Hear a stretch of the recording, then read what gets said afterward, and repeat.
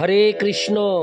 আজ 10ই কার্তিক 28শে অক্টোবর 2023, বাংলা 1430, দামোদর ব্রতের শুরু। এই দামোদর ব্রত উপলক্ষে আমি 1 মাস ভাগবত পাঠ করব একটানা প্রতিদিন, অর্থাৎ প্রতিদিন করব একটি বিশেষ সময়ে। আজ আমি পাঠ করব শ্রীমদ্ ভাগবতমের 2য় স্কন্দ 4th অধ্যায়ের শ্লোক 19 ও 20।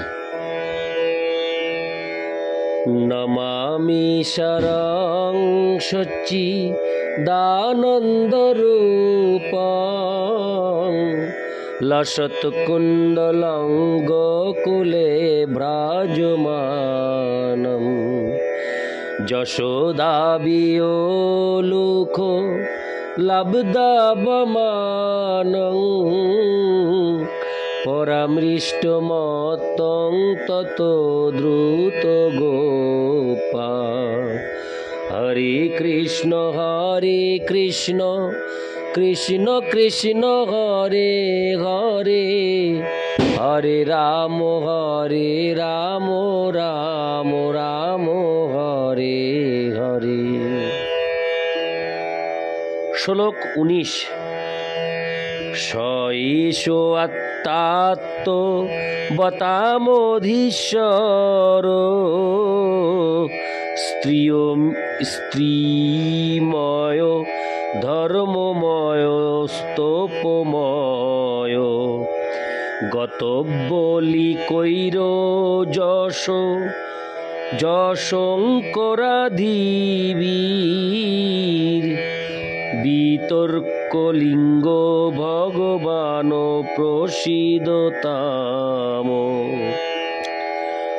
অর্থাৎ শ্লোকটি আমি পাঠ করছি আর একবার। স এষো আত্মাত্মবতামধীশ্বর স্ত্রয়ীময় ধর্মময়স্তপোময় গতব্য লি কৈর যশঙ্করাদিবীর বিতর্কলিঙ্গ ভগবান প্রসীদতাম। অনুবাদ: তিনি আত্মতত্ত্ববেত্তা পুরুষদের পরমাত্মা এবং পরমেশ্বর। তিনি বেদ, ধর্মশাস্ত্র এবং তপস্যার মূর্তিমান প্রকাশ। তিনি ব্রহ্মা, শিব এবং কপটতা রহিত সমস্ত ব্যক্তিদের দ্বারা পূজিত। এই প্রকার শ্রদ্ধা ও সম্ভ্রমের আস্পদ পরমেশ্বর ভগবান আমার প্রতি প্রসন্ন হন। তাৎপর্য: পরমেশ্বর ভগবান যদিও আত্ম উপলব্ধির বিভিন্ন পন্থার সমস্ত অনুগামীদেরই প্রভু, তথাপি যারা সমস্ত কপটতা এবং ছলনা থেকে মুক্ত, তারাই কেবল তাকে জানতে পারেন। সকলেই পরাশান্তি এবং নিত্য জীবনের অন্বেষণ করছে এবং সেই উদ্দেশ্য সাধনের জন্য সকলেই হয় বৈদিক শাস্ত্র নয়তো অন্যান্য ধর্মশাস্ত্র অধ্যয়ন করছেন অথবা কঠোর তপস্যা করছেন। তারা হচ্ছেন জ্ঞানী, হরে কৃষ্ণ, তারা হচ্ছেন জ্ঞানী, যোগী, অনন্য ভক্ত ইত্যাদি পরমার্থবাদী। কিন্তু অনন্য ভক্তরাই কেবল ভগবানকে পূর্ণরূপে জানতে পারেন, কেননা তারা সমস্ত ছলনা এবং কপটতা থেকে মুক্ত। যারা আত্ম উপলব্ধির পথ অবলম্বন করেছেন তাদের কর্মী, জ্ঞানী, যোগী এবং ভগবত ভক্ত এই 4টি স্তরে বিভক্ত করা হয়। যারা বৈদিক কর্মকাণ্ডের প্রতি অত্যন্ত আসক্ত তাদের বলা হয় কর্মী বা ভুক্তিকামী। অর্থাৎ যারা জড় সুখভোগে আকাঙ্ক্ষী, মননের দ্বারা যারা ভগবানকে জানতে চায় তাদের বলা হয় জ্ঞানী বা মুক্তিকামী।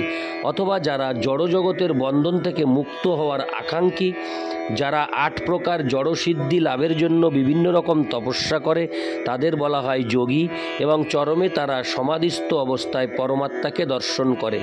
তারা সিদ্ধিকামী বা অনিমা, গরিমা, প্রাপ্তি, ঈশিত্ব, বশিত্ব ইত্যাদি সিদ্ধির আকাঙ্ক্ষী। শক্তিশালী যোগীদের সেই সমস্ত ক্ষমতা রয়েছে, কিন্তু ভগবত ভক্তরা তাদের আত্মতৃপ্তির জন্য সেই সমস্ত কোনো কিছুর আকাঙ্ক্ষা করেন না। তারা কেবল চান পরমেশ্বর ভগবানের সেবা করতে, কেননা ভগবান হচ্ছেন সর্বশ্রেষ্ঠ এবং জীবরূপে তারা তার বিভিন্ন অংশ এবং নিত্যদাস। তার স্বরূপে এই পূর্ণ উপলব্ধি ভগবত ভক্তকে নিষ্কাম হতে সাহায্য করে। অর্থাৎ তিনি তার নিজের জন্য কোনো কিছু আকাঙ্ক্ষা করেন না। জীব তার স্বরূপে বাসনা রহিত হতে পারে না। তবে ভুক্তিকামী, মুক্তিকামী এবং সিদ্ধিকামীরা তাদের ব্যক্তিগত সুখের বাসনা করে, কিন্তু নিষ্কাম কৃষ্ণ ভক্তেরা কেবল পরমেশ্বর ভগবানের তৃপ্তি সাধনের বাসনা করেন। তারা পরমেশ্বর ভগবানের আদেশের উপর সম্পূর্ণভাবে নির্ভরশীল এবং তারা সর্বদাই ভগবানের সন্তুষ্টি বিধানের জন্য তাদের কর্তব্য সম্পাদনে প্রস্তুত থাকেন। কুরুক্ষেত্রে যুদ্ধের প্রাক্কালে অর্জুন তার নিজের ইন্দ্রিয় তৃপ্তির বাসনায় যুদ্ধ থেকে বিরত থাকতে চেয়েছিলেন, কিন্তু তাকে বাসনা শূন্য করার জন্য ভগবান শ্রীমদ্ ভগবদ্ গীতা শুনিয়েছিলেন, যাতে কর্মযোগ, জ্ঞানযোগ, হঠযোগ এবং ভক্তিযোগের পন্থা বিশ্লেষণ করা হয়েছে।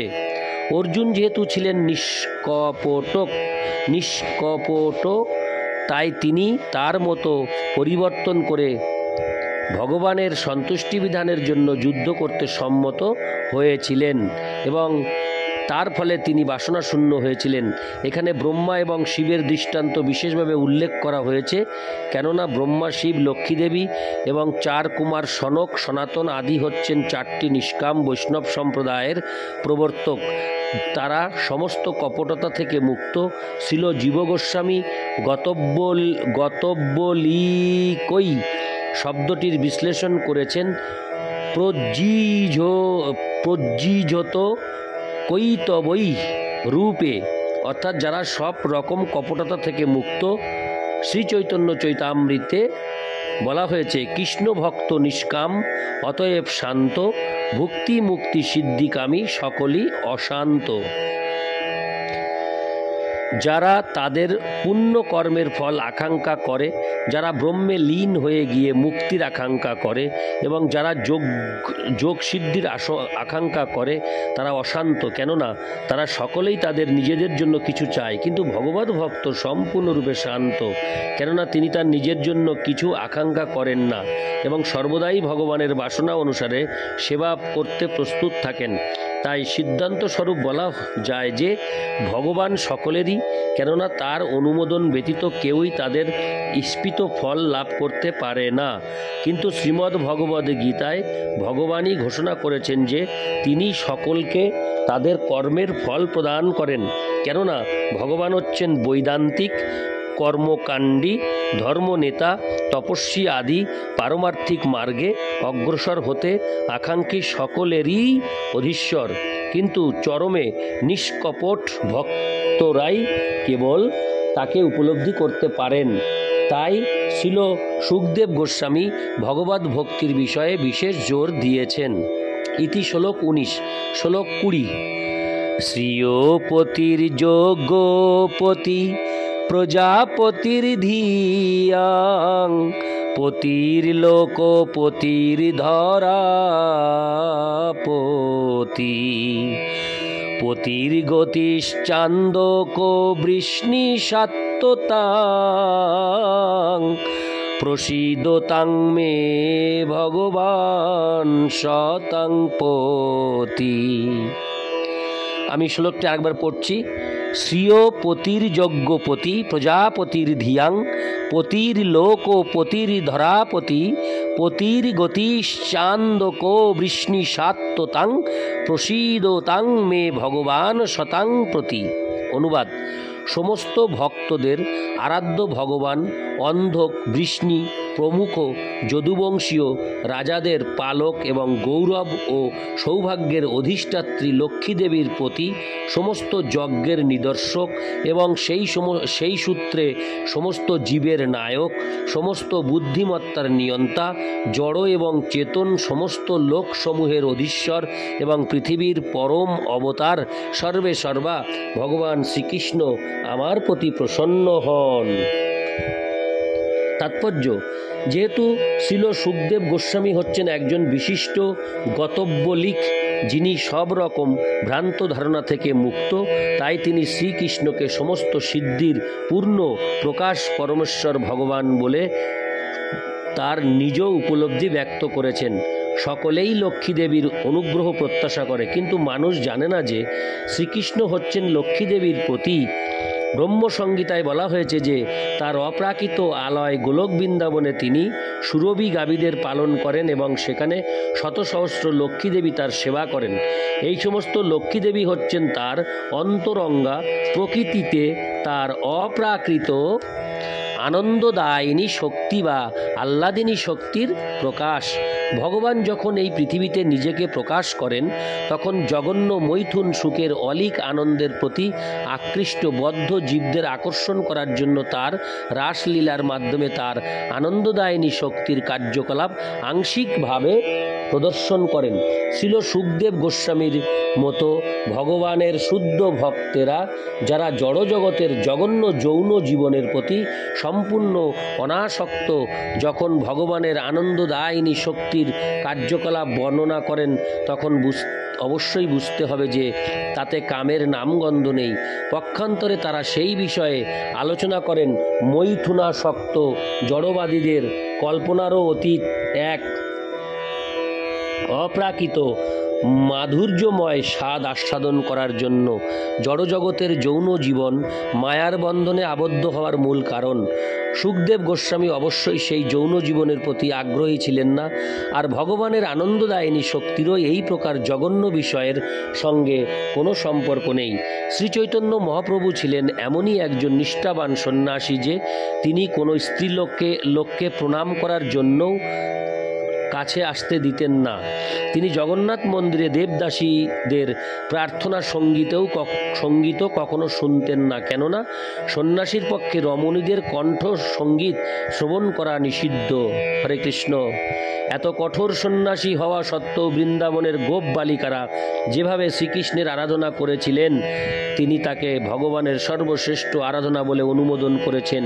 এই সমস্ত লক্ষ্মীদের মধ্যে শ্রীমতী রাধারানী হচ্ছেন প্রধানা এবং তাই তিনি হচ্ছেন শ্রীকৃষ্ণের আনন্দের প্রতিমূর্তি এবং তার থেকে অভিন্ন। জীবনের সর্বোচ্চ লাভ প্রাপ্তির জন্য বৈদিক অনুষ্ঠানে বিভিন্ন প্রকার যজ্ঞ করার নির্দেশ দেওয়া হয়েছে। মহান যজ্ঞ অনুষ্ঠান করার ফলে যে বর লাভ হয় তা প্রকৃতপক্ষে লক্ষ্মী দেবীর কৃপা, আর লক্ষ্মী দেবীর প্রতি বা প্রিয়তম হওয়ার ফলে পরমেশ্বর ভগবান হচ্ছেন সমস্ত যজ্ঞেরও প্রতি। তিনি সমস্ত যজ্ঞের পরম ভোক্তা, তাই শ্রীবিষ্ণুর আর এক নাম যজ্ঞপতি। ভগবদ্গীতায় নির্দেশ দেওয়া হয়েছে সব কিছুই যেন যজ্ঞপতির উদ্দেশ্যে সম্পাদিত হয়, তা না হলে কর্ম জড়জগতের কর্মবন্ধনের কারণ হবে। কর্ম জড়জগতের কর্মবন্ধনের কারণ হবে। যারা ভ্রান্ত ধারণা থেকে মুক্ত নয় তারা ছোট ছোট দেবতাদের সন্তুষ্টি বিধানের জন্য যজ্ঞ অনুষ্ঠান করে। যেহেতু ভগবত ভক্তরা খুব ভালোভাবে জানেন যে শ্রীকৃষ্ণ হচ্ছেন সমস্ত যজ্ঞের পরম ভোক্তা, তাই তারা তারই সন্তুষ্টি বিধানের জন্য সংকীর্তন যজ্ঞ অনুষ্ঠান করেন, যা এই কলিযুগের জন্য বিশেষভাবে অনুমোদিত হয়েছে। কলিযুগে অন্যান্য যজ্ঞ সম্পাদন করা সম্ভব নয়, কেননা এই যুগে যথাযথভাবে যজ্ঞের আয়োজন করা সম্ভব নয় এবং সেই সমস্ত যজ্ঞ সম্পাদন করার উপযুক্ত পুরোহিত নেই। শ্রীমদ্ ভগবদ গীতা থেকে আমরা জানতে পারি যে ব্রহ্মাণ্ডে বদ্ধ জীবদের পুনর্জন্ম দান করার পর তাদের উপদেশ দিয়েছিলেন যজ্ঞ অনুষ্ঠান করার মাধ্যমে সমৃদ্ধিপূর্ণ জীবনযাপন করতে। এই প্রকার যজ্ঞ অনুষ্ঠান করা হলে বদ্ধ জীবদের কখনো জীবন ধারণের জন্য কোনো রকম অসুবিধা ভোগ করতে হয় না। চরমে তারা তাদের অস্তিত্বকে পবিত্র করতে পারেন। তারা স্বাভাবিকভাবে পারমাত্মিক স্তরে উন্নীত হবেন এবং তাদের প্রকৃত স্বরূপ উপলব্ধি করতে পারবেন। বদ্ধ জীবদের কখনোই কোনো অবস্থাতে যজ্ঞ দান এবং তপস্যার অনুশীলন পরিত্যাগ করা উচিত নয়। এই সমস্ত যজ্ঞের উদ্দেশ্য হচ্ছে যজ্ঞপতি পরমেশ্বর ভগবানের সন্তুষ্টি বিধান করা। তাই পরমেশ্বর ভগবান হচ্ছেন প্রজাপতি। কঠ উপনিষদের বর্ণনা অনুসারে এক ভগবান হচ্ছেন অসংখ্য জীবের নায়ক। ভগবান জীবদের পালন করেন। একো বহুনাং যো বিদধাতি কামান। তাই ভগবানকে বলা হয় পরম ভৃত বা সমস্ত জীবের পালনকর্তা। জীবদের তাদের পূর্বকৃত কর্ম অনুসারে বুদ্ধি প্রদান করা হয়। সমস্ত জীবেরা সমবুদ্ধিমত্তা সম্পন্ন নয়, কেননা এই বুদ্ধির বিকাশের পিছনে রয়েছে ভগবানের নিয়ন্ত্রণ। হরে কৃষ্ণ। যা ভগবদ্গীতায় ঘোষণা করা হয়েছে পরমাত্মারূপে ভগবান সকলেরই হৃদয়ে বিরাজমান এবং তার থেকে স্মৃতি, জ্ঞান এবং বিস্মৃতির শক্তি আসে। ভগবানের কৃপায় কেউ স্পষ্টভাবে তাদের পূর্বকৃত কর্মসমূহ স্মরণ করতে পারে, আবার কেউ পারে না। ভগবানের কৃপায় কেউ অত্যন্ত বুদ্ধিমান হয়, আবার কেউ তার সেই নিয়ন্ত্রণের প্রভাবে মূর্খ হয়। তাই ভগবান হচ্ছেন ধিয়াম পতি বা বুদ্ধির নিয়ন্তা। বদ্ধজীবেরা জড়জগতের প্রভু হওয়ার প্রয়াস করে। সকলেই তার বুদ্ধিমত্তার সর্বোত্তম প্রয়োগের মাধ্যমে জড়জগতের উপর আধিপত্য করার চেষ্টা করে। বদ্ধজীবীদের বুদ্ধিমত্তার এই অপব্যবহারকে বলা হয় উন্মত্ততা। জড়জগতের বন্ধন থেকে মুক্ত হওয়ার জন্যই সম্পূর্ণরূপে বুদ্ধিমত্তার প্রয়োগ করা উচিত, কিন্তু বদ্ধজীবেরা তাদের উন্মত্ততার ফলে ইন্দ্রিয় তৃপ্তির জন্য তাদের সমস্ত শক্তি এবং বুদ্ধিমত্তার প্রয়োগ করে এবং ইন্দ্রিয়গণের সেই সমস্ত উদ্দেশ্য চরিতার্থ করার জন্য নানা রকম অপকর্ম করে। তার ফলে মুক্ত জীবন লাভ করার পরিবর্তে উন্মত্ত বদ্ধ জীব বারবার বিভিন্ন প্রকার জড় শরীরের বন্ধনে আবদ্ধ হয়। জড়জগতে আমরা যা কিছু দর্শন করি তা সবই ভগবানের সৃষ্টি, তাই তিনি হচ্ছেন ব্রহ্মাণ্ডের সব কিছুর প্রকৃত অধীশ্বর। ভগবানের নিয়ন্ত্রণে বদ্ধজীব এই জড় সৃষ্টির এক অংশ উপভোগ করতে পারে, স্বতন্ত্রভাবে সে তা কখনো পারে না। ঈশোপনিষদে সেই উপদেশ দেওয়া হয়েছে, সকলেরই কর্তব্য জগৎপতি কর্তৃক প্রদত্ত বস্তুগুলি নিয়ে সন্তুষ্ট থাকা। হরে কৃষ্ণ হরে কৃষ্ণ। উন্মত্ততার ফলেই জীব অন্যের জাগতিক সম্পত্তি অবৈধভাবে অধিকার করার চেষ্টা করে। ব্রহ্মাণ্ডের অধীশ্বর ভগবান বদ্ধ জীবের প্রতি তার অহৈতুকী করুণার বশে বদ্ধজীবেদের সঙ্গে তার নিত্য সম্পর্ক পুনঃপ্রতিষ্ঠা করার জন্য তার আত্মমায়ার প্রভাবে অবতরণ করেন। তিনি সকলকে তার নিয়ন্ত্রণে আংশিকভাবে ভোগ করার অধিকার লাভ করে মিথ্যা ভোক্তা হওয়ার অভিমান না করার পরিবর্তে তার শরণাগত হওয়ার উপদেশ দেন। তিনি যখন অবতরণ করেন তখন তিনি প্রমাণ করেন তার ভোগ করার ক্ষমতা কত বেশি, এবং তার ভোগ করার ক্ষমতা প্রদর্শন করে তিনি একসঙ্গে 16,000 পত্নীকে বিবাহ করেন। বদ্ধজীবেরা এক পত্নীর প্রতি হয়ে গর্ব করে, কিন্তু ভগবান তাদের সেই মনোভাব দর্শন করে হাসেন। বুদ্ধিমান মানুষেরা জানেন প্রকৃত পতি কে। প্রকৃতপক্ষে তার সৃষ্টিতে সমস্ত রমণীদের পতি হচ্ছেন ভগবান, কিন্তু বদ্ধজীবেরা ভগবানের নিয়ন্ত্রণে এক বা দুই পত্নীর পতি হয়ে গর্ব অনুভব করে। এই শ্লোকে যে বিভিন্ন প্রকার পতির উল্লেখ করা হয়েছে সেই সমস্ত যোগ্যতা ভগবান শ্রীকৃষ্ণেরই মধ্যে বিরাজমান, এবং তাই শ্রীল সুখদেব গোস্বামী তাকে বিশেষভাবে যদুবংশের পতি এবং গতি বলে বর্ণনা করেছেন। যদুবংশের সমস্ত সদস্যদের কাছে শ্রীকৃষ্ণই ছিলেন সব কিছু, এবং শ্রীকৃষ্ণ যখন এই পৃথিবীতে তার অপ্রাকৃত লীলা সংবরণ করেন তখন তারা সকলে তার কাছেই ফিরে যেতে চেয়েছিলেন। ভগবানের ইচ্ছার প্রভাবে যদুবংশ ধ্বংস হয়েছিল, কেননা ভগবানের সঙ্গে তাদেরও স্বধামে ফিরে যেতে হয়েছিল। যদুবংশের ধ্বংস প্রকৃতপক্ষে ভগবানেরই সৃষ্টির ভৌতিক প্রদর্শন। প্রকৃতপক্ষে যদুবংশের সমস্ত সদস্যরা ভগবানের নিত্য পার্ষদ। ভগবান তাই সমস্ত ভক্তদের পথপ্রদর্শক, এবং সেই হেতু সুখদেব গোস্বামী প্রেমাপ্লুত হৃদয়ে তার প্রতি তার শ্রদ্ধা প্রদর্শন করেছেন। হরে কৃষ্ণ।